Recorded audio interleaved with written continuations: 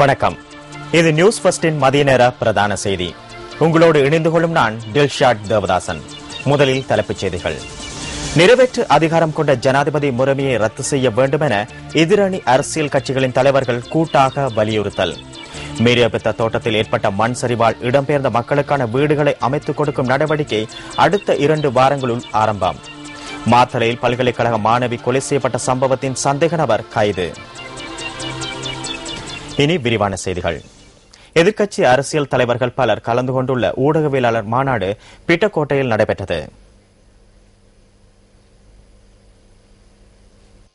மாதுலுவாவே சோபித தேரருடன் எதிர்க்கட்சித் தலைவர் ரணில் விக்ரமசிங்க, ஜனநாயக கட்சியின் தலைவர் சரத் பொன்சேகா, ஜனநாயக மக்கள் முன்னணியின் தலைவர் மனோ கணேசன், பாராளுமன்ற உறுப்பினர் அர்ஜுன ரணதுங்க, தேசிய ஐக்கிய முன்னணியின் தலைவர் அசாத் சாலி ஆகியோர் இந்த ஊடகவியலாளர் சந்திப்பில் கலந்து கொண்டனர்.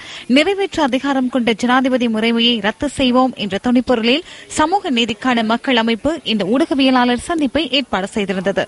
இந்த ஊடகவியலாளர் சந்திப்பில் கருத்து வெளியிட்ட மாதுலுவாவே சோபித தேரர், நிறைவேற்று அதிகாரம் கொண்ட ஜனாதிபதி முறைமை ரத்து செய்து 17வது அரசியலமைப்பு திருத்தத்தை மீள வலுவடைய செய்வது, தேர்தல் முறைமையில் மாற்றத்தை கொண்டு வருவதற்காக அனைவரும் ஒன்றிணைய வேண்டும் என வேண்டுகோள் விடுத்துள்ளார். எதிர்க்கட்சித் தலைவர் ரணில் விக்ரமசிங்க கருத்து வெளியிடுகையில், நிறைவேற்று அதிகாரம் கொண்ட ஜனாதிபதி முறைமையை தற்போதைய அரசாங்கத்தின் ஆட்சிக் காலத்தில் நீக்க முடியுமாயின் அது மிக சிறந்தது என அவர் கூறினார்.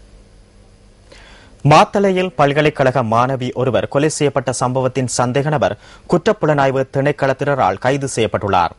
சந்தேக நபர் கொள்ளை சம்பவங்களுடனும் தொடர்புடைய ஒருவர் என போலீஸ் ஊடக பேச்சாளர் சிரேஷ்ட போலீஸ் அத்தியட்சகர் அஜித் ரோஹன தெரிவித்துள்ளார். கடந்த மே மாதம் மர்மமான முறையில் கொலை செய்யப்பட்டிருந்த குறித்த மாணவியின் சடலம் கண்டெடுக்கப்பட்டிருந்தது. சம்பவத்துடன் தொடர்புடைய சந்தேக நபரை கைது செய்வதற்காக குற்றப்புலனாய்வு திணைக்களம் 2 குழுக்களை நியமித்திருந்தது. இதற்கமைய மேற்கொள்ளப்பட்ட விசாரணைகளின் போது 33 வயதான சந்தேக நபர் கைது செய்யப்பட்டதாக போலீஸ் ஊடக பேச்சாளர் தெரிவித்துள்ளார். குறித்த மாணவி வீட்டில் உறங்கிக் கொண்டிருந்த போது சந்தேக நபர் அவரது தலையில் தாக்கி கொலை செய்துள்ளமையும், பின்னர் சடலத்தை வெளியே எடுத்து சென்று பாலியல் துஷ்பிரயோகத்துக்கு உட்படுத்தியுள்ளமையும் விசாரணைகளில் தெரியவந்துள்ளது.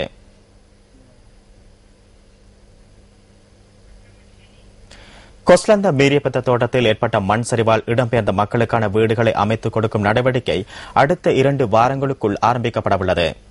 இவர்களுக்கான வீடுகளை நிர்மாணிப்பதற்கு பூநகலை பகுதியில் பாதுகாப்பான இடம் அடையாளம் காணப்பட்டுள்ளதாக இடர் முகாமைத்துவ அமைச்சர் மஹிந்த அமரவீர கூறியுள்ளார்.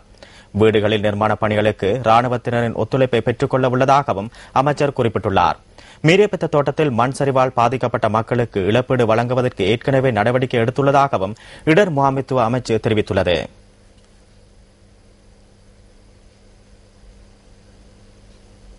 நாட்டில் இடம்பெற்ற சில சம்பவங்களின் தொகுப்பு அடுத்து.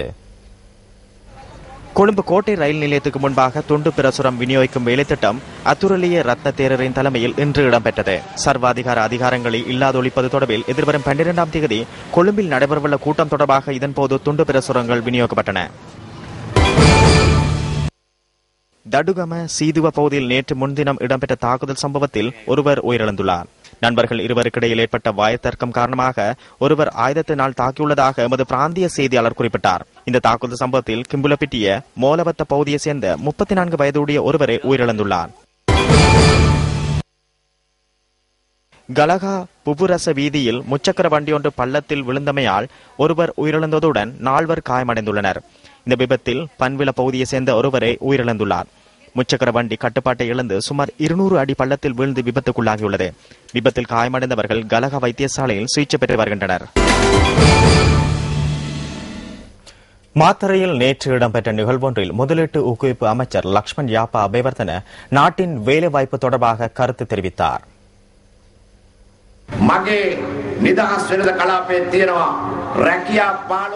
எனது சுதந்திர வர்த்தக வலயத்தில் 15,000 வேலைவாய்ப்புகள் வெற்றிடங்களாக உள்ளன. 22,000 ரூபாய் சம்பளத்திற்கு அவர்களை இணைத்துக் கொள்ள முடியும். 15,000 வேலைவாய்ப்புகள் காணப்படுகின்றன. ஏன் போவதில்லை? கொரியாவிற்கு, இத்தாலிக்கு, ஜப்பானுக்கு செல்கின்றனர். பட்டதாரிகளுக்கு வேலைவாய்ப்பு வழங்கப்படுகின்றன. உயர்தர பரீட்சையில் சித்தி அடைந்தவர்களுக்கும் எதிர்காலத்தில் தொழில் வாய்ப்புகளை வழங்க உள்ளோம். எனவே இங்கு தொழில் வாய்ப்புகள் வெற்றிடமாக உள்ளன. ஆகவே அவற்றை கிராமங்களுக்கு கொண்டு செல்ல வேண்டி ஏற்பட்டுள்ளது. சிவில் விமான சேவைகள் அமைச்சர் பிரியங்கா ஜெயரத்ன நேற்று ஆனமடவ பகுதியில் இடம்பெற்ற நிகழ்வொன்றில் கலந்து கொண்டார். என்று சிலர் அச்சமடைந்துள்ளனர். மஹிந்தவிற்கு முடியாது என்று கூறுகின்றனர். சரத் நந்த சில்வா கனவிலிருந்து எழுந்தது போன்று மஹிந்தவிற்கு 3வது தடவை முடியாது என கூறுகின்றனர். மக்களிடம் மன்னிப்பு கோருவதாக அவர் கூறுகின்றார். அன்று ஜனாதிபதி மஹிந்த ராஜபக்சவுக்கு நீதிமன்றத்தில் தான் சட்டத்தை நடைமுறைப்படுத்தப்படவில்லை என கூறுகின்றனர். அவ்வாறு என்றால் நாம் சரத் என் சில்வாவிடம் ஒரு விடயத்தை கேட்கின்றோம். உயர் நீதிமன்றத்தின் நீதிபதியாக இருந்த நீங்கள் வழங்கிய எந்த ஒரு தீர்ப்பையும் நாட்டு மக்கள் ஏற்க தயாரில்லை. அவ்வாறு என்றால் நீங்கள் உயர் நீதிமன்றத்தில் வழங்கிய அனைத்து தீர்ப்புகளும் செல்லுபடியாகாது. உங்கள் தீர்ப்பின் மூலம் சிறையில் அடைக்கப்பட்டுள்ள குற்றவாளிகளை விடுதலை செய்ய வேண்டும். எனவே சரத் என் சில்வா உயர் நீதிமன்றத்தில் வழங்கிய அனைத்து தீர்ப்புகளையும் ரத்து செய்து அனைவரையும் விடுவிக்க வேண்டும்.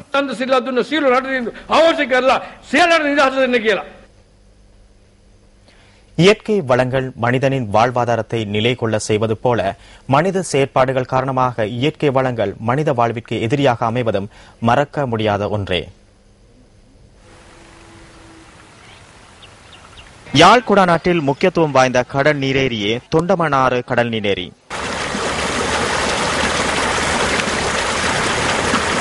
யாழ் குடாநாட்டில் நீர்வளம் அதிகம் உவப்புத்தன்மை கொண்டதாக காணப்படுவதுடன் மண் வளமும் பாதிப்பை எதிர்நோக்கியுள்ளதற்கு காரணம் இந்த தொண்டமனாறு கடல் நீரேரியாகும். இந்த நீரேரியின் மூலம் பயிர்ச்செய்கை மற்றும் மண்வளம் பாதிக்கப்படுவதை கருத்தில் கொண்டு கடல் நீரேரியின் குறுக்காக தடுப்பணைகள் அமைக்கப்பட்டிருந்தன.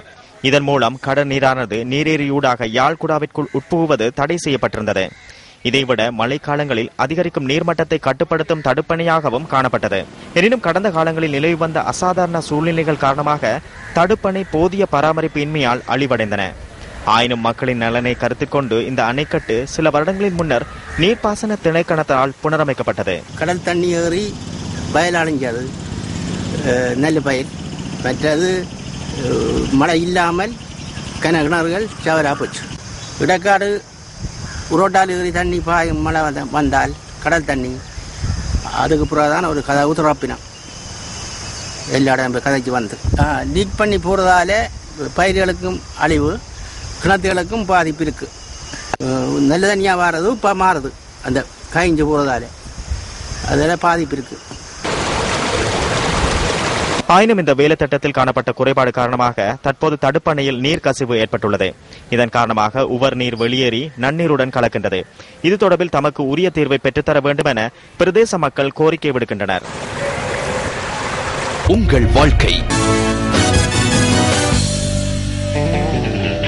ஸ்போர்ட்ஸ் ஃபர்ஸ்ட் மொபிட்டல் பிளாட்டினம் விருதுக்கு பரிந்துரைக்கப்பட்ட பிரபல்யமான விளையாட்டு வீரர்களுக்கு இன்று முதல் SMS ஊடாக விருப்பு வாக்குகளை வழங்கும் சந்தர்ப்பம் கிடைத்துள்ளது. விருப்பு வாக்குகளை வழங்குவதற்காக 6 வீரர்கள் தகுதி பெற்றுள்ளனர்.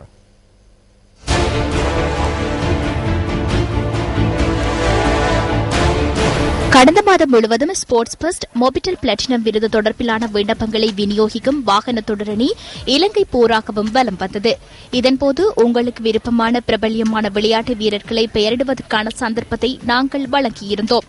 இவ்வாறு பெயரிடப்பட்டவர்களில் அதிகூடிய விருப்பு வாக்குகளை பெற்ற 6 விளையாட்டு வீரர்களுக்கு இன்று முதல் SMS ஊடாக விருப்பு வாக்குகளை வழங்குவதற்கு ரசிகர்களுக்கு சந்தர்ப்பம் கிட்டியுள்ளது.